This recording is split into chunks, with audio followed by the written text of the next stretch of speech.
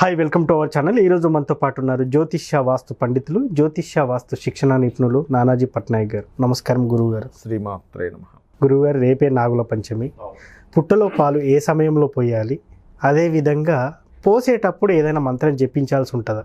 మొట్టమొదటిగా ఏంటంటే ఈ పుట్టలో పాలు పోసే విధానం కానివ్వండి, పుట్టమట్టిని మనకి పిల్లలకైతే ఒక విధానంగాను,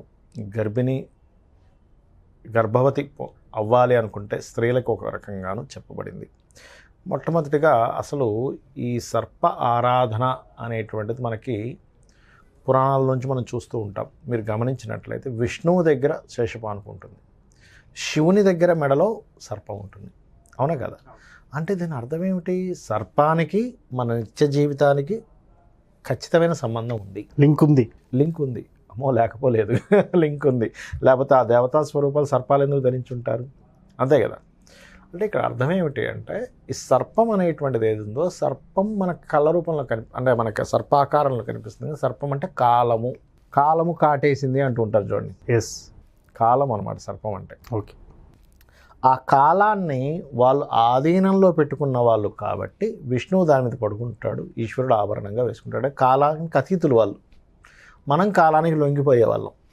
ఈ కాలం మన ఆధీనంలోకి రావాలి అంటే, మన ఆధీనంలో రావాలంటే ఏంటి? మనం చూడండి అంటూ ఉంటాం, ఏమండి నేను ఏదైనా అనుకుంటే అవ్వదండి, ఆటంకం వస్తుంటుందండి, లేకపోతే ఏదో ఒక ప్రాబ్లం వస్తుందండి, ఏదో ఒక ఆటంకం వస్తుందండి, నాకేమైనా సర్పదోషం ఉందా అంటూ ఉంటారు. నాకేమైనా సర్పదోషం ఉందా, ఫలానా దోషం ఉందా అని అడుగుతూ ఉంటారు. ఈ రాహుకేతువులు సర్పాలకు కారకులు, గుర్తుపెట్టుకోండి. ఈ రాహుకేతువుల యొక్క దోషం పోవాలి అంటే ఈ నాగుల చవితి కావచ్చు, నాగుల పంచమి రోజు కావచ్చు, మనము సర్ప ఆరాధన చేయాలి. ఈ సర్ప ఆరాధన రకరకాలుగా చేస్తూ ఉంటారు. ఇప్పుడు మనకి పూర్వం అయితే నిజంగా మనకు పుట్టల దగ్గరికి వెళ్ళి చేసేవారు. ఇప్పుడు మనకి సిటీ కల్చర్లో పుట్టలు అరుదు, ఉండవు అంత ఈజీగా. అలాంటప్పుడు మనకి అప్పట్లో కూడా నానమ్మలు వాళ్ళందరూ చేసి చూపించారు. ఎట్లాగంటే ఇంట్లోనే చక్కగా నువ్వు ఒక పుట్టమట్టితో ఒక పుట్టలా తయారు చేసుకో, చిన్నగా ఒక ఇంత సైజు పుట్టలా తయారు చేసుకొని సర్ప సూక్తము అంటారు. సర్ప సూక్తం చదవచ్చు లేదా వినొచ్చు. లేదా నాకు అంత రాదండి, నాకు సర్ప సూక్తం అంటే ఏంటో తెలియదు ఏమి అనుకుంటే కనుక ఓం నాగదేవతాయై నమః అనుకున్నా సరిపోతుంది, చాలు. ఎందుకు అంటే ఈ నామం ఎంత గొప్పదంటే ఓం నాగదేవతాయై నమః. కొంతమందికి ఈ కాలసర్పదోషం ఉన్నా, సర్పదోషం ఉన్నా, అయితే కాలసర్పదోషం జన్మజాతకానికి అప్లై చేయకూడదని చెప్పారు. చాలామంది తెలియక చేస్తున్నారు. ఇంక అది నేను మాట్లాడకపోతే కాలసర్పదోషం గురించి తెలియదు అనుకుంటారు జనాలు.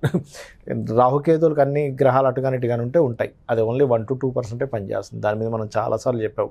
అయ్యా 145 మంది ప్రెసిడెంట్లు ఉన్నారు కాలసర్పదోషం ఉన్నవాళ్ళు అని. ఓకే. అయితే ఇక్కడ ఏంటంటే సర్ప సంబంధించినటువంటి దోషాలు ఉన్నటువంటి వారికి ప్రత్యేకంగా ఈ నాగ పంచమి కానీ చవితి కానీ అద్భుతమైన ఫలితాలు ఇస్తుంది. ఈరోజు ఏం చేయాలి అంటే, ఉదయాన్నే నిద్రలేచి చక్కగా కార్తీక మాసం కూడా కలిసి వస్తుంది కాబట్టి ఉదయం పూట ఎలాగో మనం కార్తీక దీపం పెట్టుకుంటాము, కార్తీక స్నానం చేస్తాము, దీపం పెట్టుకుంటాము తులసి మొక్క దగ్గర. దాని తర్వాత తెల్లవారుజామున ఆ యొక్క పుట్టతో తయారు చేసి దానికి ముగ్గది వేసి చక్కగా పసుపు కుంకుమ అలంకరణ చేసి, మనకి చిమ్మిని అంటారు, నువ్వులతో చేస్తారు. అలాగే చనివిడి ముద్దలు చేస్తారు. వాటిని నైవేద్యంగా పెట్టాలి. పెట్టి ఇప్పుడు పిల్లలు చదవట్లేదు అనుకోండి, ఎవరైనా చిన్నపిల్లలు చదవరు సరిగ్గా, అలాంటి వాళ్ళకి చెవులకు రాస్తారు. ఆ పుట్టమట్టిని చెవులకి రాస్తారు.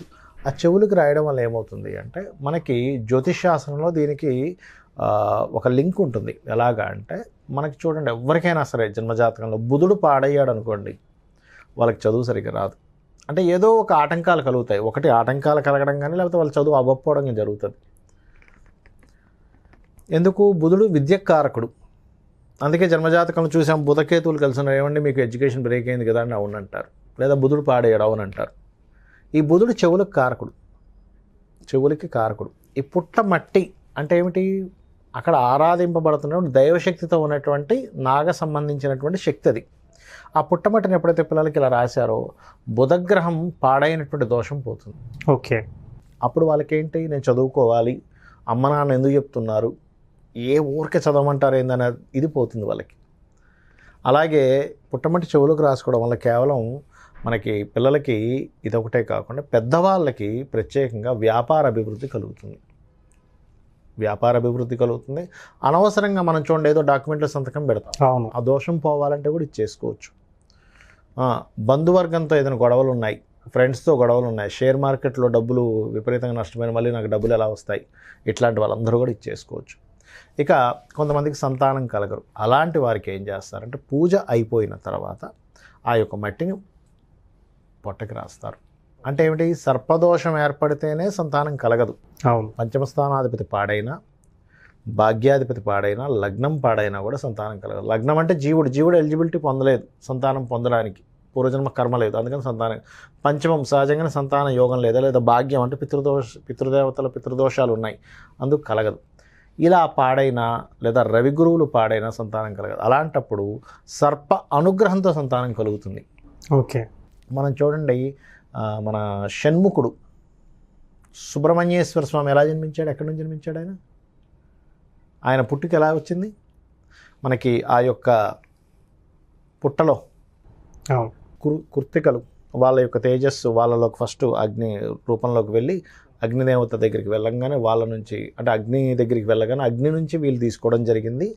దాని తర్వాత వాళ్ళందరూ కూడా ఆ యొక్క దాంట్లో జరిగిందని చెప్తూ ఉంటారు. అంటే ఏమిటి, దీని అర్థం ఏమిటి, సర్పమునకి ప్రత్యేకంగా ఆ యొక్క దోషము ఇచ్చే గుణము ఉంటుంది, దోషాన్ని తీసే గుణము కూడా ఉంటుంది. ఓకే. మనకు ఔషధాల్లో కూడా చూడండి, ఇప్పుడు విషం ఉంది, విషం కాటేస్తే మనిషి మరణిస్తాడు, అదే విషయాన్ని ఔషధం కూడా మార్చచ్చు. అవును. అవునా కదా? ఆ రకంగా ఏంటంటే ఈరోజు ఎవరైతే నాగ పంచమి కాబట్టి ఓం నాగదేవతాయై నమః సరిపోతుంది. లేదండి నేను ఇంకా బాగా నాకు చాలా ఎక్కువ దోషాలు ఉన్నాయనుకునేటువంటి వారు సర్ప సూక్త పారాయణం అని ఉంటుంది, దాన్ని పారాయణంగా వినొచ్చు, లేదా ఇంట్లో పురోహితుని పిలిపించుకొని చేయించుకోవచ్చు, లేదా ఆ యొక్క పారాయణతో హోమం చేస్తే ఇంకా అద్భుతమైన ఫలితాలు వస్తాయి. అందులో ఎటువంటి సందేహం లేదు. అది గురువుగారు ఇక్కడ చిన్నది పెళ్లి కాకపోవడానికి కూడా ఉంటుంది. అయితే ఎప్పుడు వస్తుందో చెప్తాను. మీరు మంచి ప్రశ్న వేశారు. సప్తమ స్థానం గనక సర్పదోషంలో పడితే అప్పుడు పెళ్ళికి.